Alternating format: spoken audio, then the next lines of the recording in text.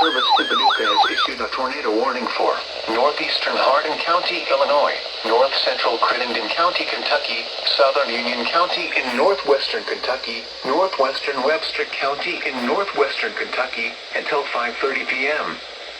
At 4:44 p.m., a severe thunderstorm capable of producing a tornado was located 8 miles west of Sturgis, moving east at 30 miles per hour. Expected hazards include tornado and quarter-size hail.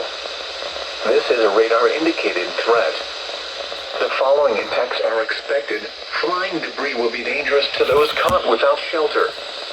Mobile homes will be damaged or destroyed. Damage to roofs, windows, and vehicles will occur.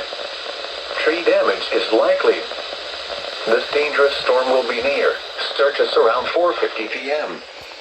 Clay around 5:05 p.m. Other locations impacted by this tornadic thunderstorm include Caven Rock and Reachcroft. Take cover now. Move to a basement or an interior room on the lowest floor of a sturdy building. Avoid windows. If you are outdoors, in a mobile home, or in a vehicle, move to the closest substantial shelter and protect yourself from flying debris.